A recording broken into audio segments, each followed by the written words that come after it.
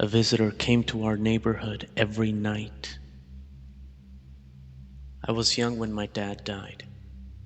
Not so young that I don't have any memories of him, or that I didn't understand what death was, but I was young nonetheless. I was young enough that all I remember besides being told that Dad had a horrible accident and the funeral was that soon, was us packing up and moving to a new house. My dad had been the breadwinner by far, and we just couldn't afford to live in our old house anymore. To this day I can remember my poor mother crying. Back then I had assumed that my mother constant weeping was just because Dad had died, and now, well into my adult years, I understand that it was also because she knew she couldn't provide for me now as well as he could have. Our nice two-story house in the city was just far too expensive for us at that point. We had packed up and moved a couple hours away to the countryside, which my mother had to take up 2 jobs in the small town near us to be able to afford.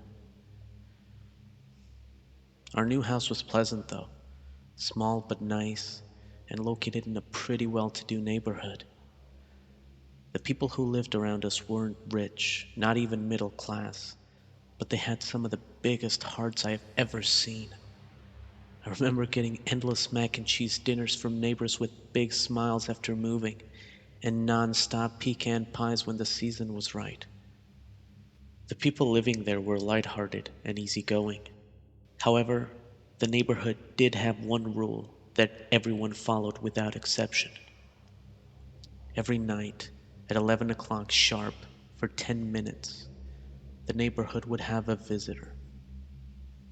The rule that no one dared to break was to peek out your window and look at this visitor. You could hear their footsteps walking around the neighborhood, going from house to house, and even sometimes right in front of your own window, but you could never look.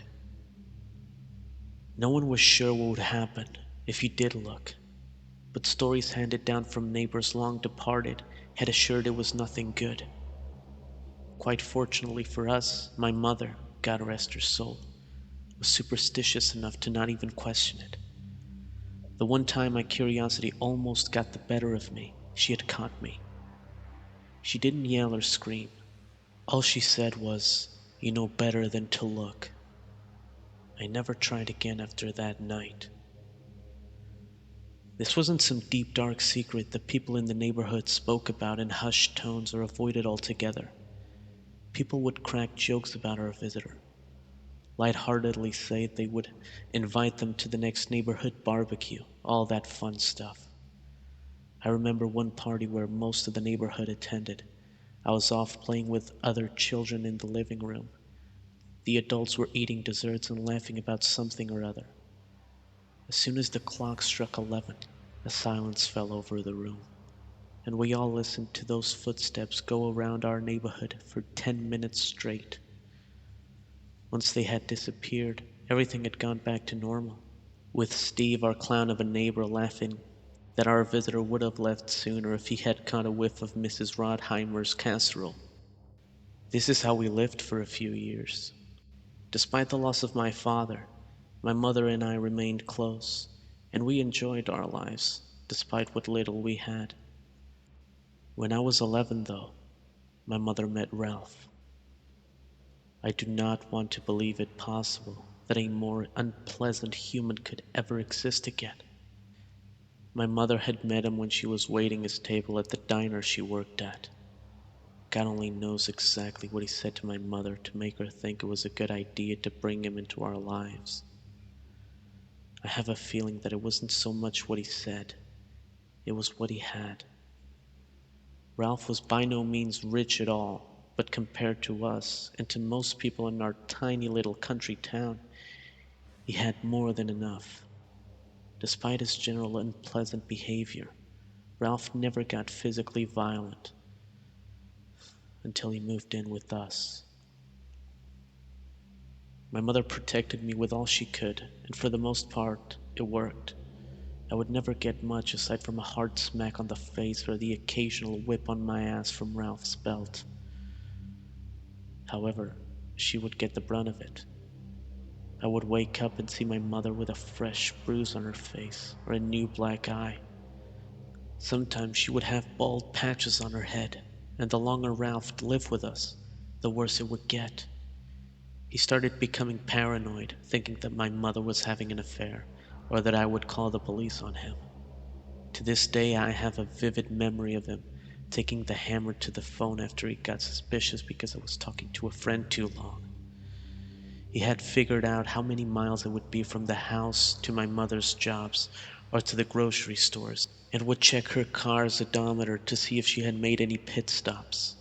If even one extra mile wasn't accounted for, she could receive a fresh new injury. Of all Ralph's many, many, many shortcomings, he did have one redeemable quality. He never looked out the window, or forced us to look out the window for those 10 minutes where the footsteps could be heard around the neighborhood. The neighbors tried to help us as much as they could. On days where my mother seemed especially worn down or roughed up, I would be taken in by the Millers, whose son I was friends with, even though he was 4 years my younger. They even called the police a few times, but being a small town where everyone knows everyone, nothing was done. I was old enough by that point that I could understand the looks of pity I would get from my neighbors every time I'd walk down the street and have to go inside my home. As I reached 13 years old, I tried to act more like a man and at least be there every night for my mother. I even played out a fantasy in my mind most nights where I would yell at Ralph and shame him so hard that he would just leave. It was a stupid, childish fantasy. Had I even said as much as a word out of line, I would have gotten punched or belt whipped before I could have even said a second word. But my mother stuck through it all for me. Because of the extra money coming in, I could afford books for school and new clothes. I resented my new shoes, my clean t-shirts, my fresh notebooks, and everything that she had bought with that damned man's money. The last year when I was 14 was where the whole situation had reached its peak. The beatings became more frequent and violent.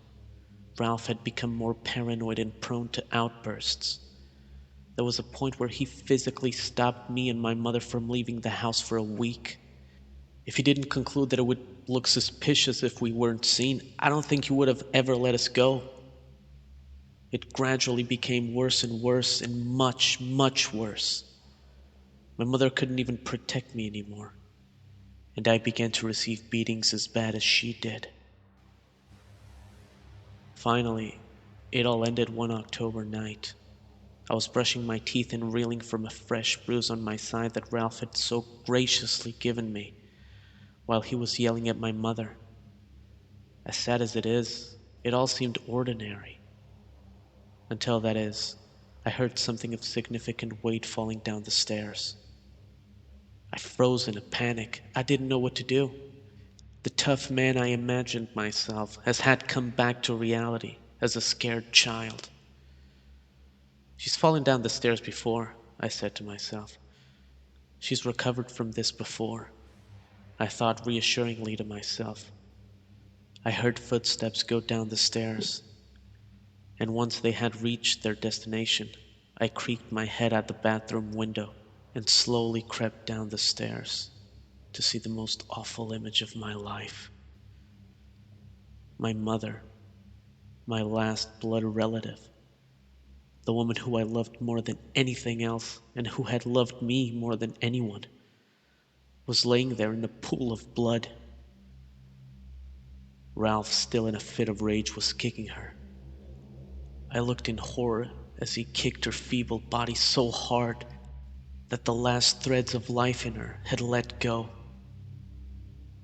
Dumbfounded, not knowing what to do, I walked down and crouched beside my mother's body. I cried. I cried bitter tears.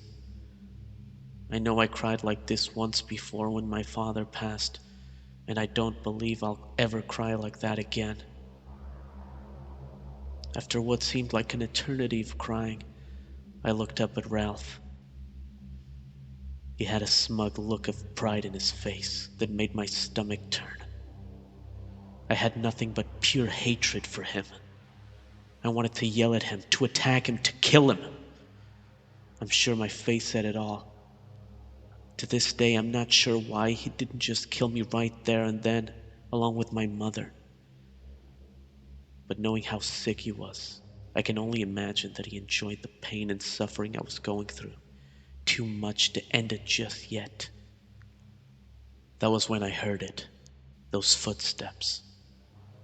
Those footsteps that at that point I had gotten so used to that they were just background noise.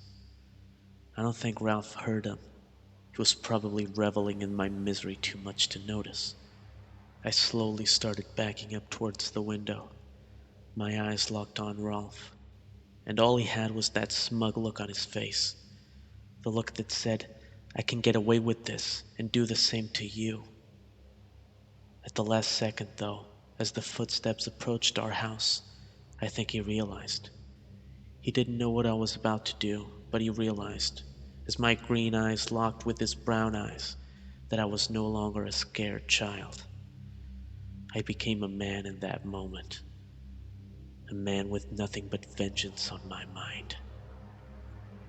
I closed my eyes as tight as they could and swung open the curtains. I ducked as soon as I did, shielding my head. To be honest, I'm not entirely sure why I did that. I don't know what I was expecting to happen. I crouched there on our living room floor with my hands shielding my head and started to feel kind of stupid. Was this just some sort of trick all this time? I thought. Maybe he managed to close his eyes at the last second? Then I heard it. Ralph made a sound I had never heard him make before. It was a whimper. A very soft, delicate whimper that you wouldn't expect from a man his size or age. The whimpering continued, followed by the sound of him shaking slightly. I stayed crouched with my eyes shut, only imagined what he could have seen, or what was happening. Behind me I heard the window open softly. It was not a very big window. At that point I couldn't have fit through it. Yet I felt a presence coming from that window. I could feel Ralph's shaking starting to get more intense, to the point where I thought he might have been seizing. I felt the presence go around me, and I kept my eyes shut as tight as I could. It didn't walk or float or glide. I can't describe exactly how it moved. All I can say for sure is that it passed over me and headed in Ralph's direction as his whimpering got louder and his shaking became stronger. I heard a very loud exhale, similar to what you would expect to hear from a man on a long jog who had just taken a very long drink of water. And all was quiet. I stayed in that position for a few more minutes. I slowly got up and opened my eyes, not sure what I would see. Aside from the fact that the window was open, the room was exactly the way it always had been. Ralph was nowhere to be found, though. The only thing in his place was one finger bone. No skin, no muscle, no nail, just the bone. Unsure what to do, I walked to the miller's next door. I couldn't say anything. I just couldn't stop crying. The man that I had become just 10 minutes prior had melted back into a scared child. Mr. Miller came over and saw what had happened and phoned the police. I don't remember much else, just the coroner leaving with the body bag containing my mother, as well as the chief of police talking with some of the neighbors, with them all nodding their heads. Nothing about Ralph was ever mentioned again, and the chief was dismissed by the sheriff for his inability to deal with Ralph on earlier occasions. I became the subject of charity of the small town I lived in. I didn't get much, but I got enough to go to community college following high school, get into an okay school with a full scholarship following, and then finally move out. I live in my own place now, a nice house out in the country, states away from where I lived with my mother and that evil man. Not a day goes by where I don't miss her, or where I don't feel incredible rage towards Ralph for stealing her from me. And not a day goes by, either where between 11 and 11:10 p.m., I don't hear footsteps around my house. I didn't think it was possible. I had moved far, far away from that place. I think it might be me going mad as I get older, but I never check. I know better than to look.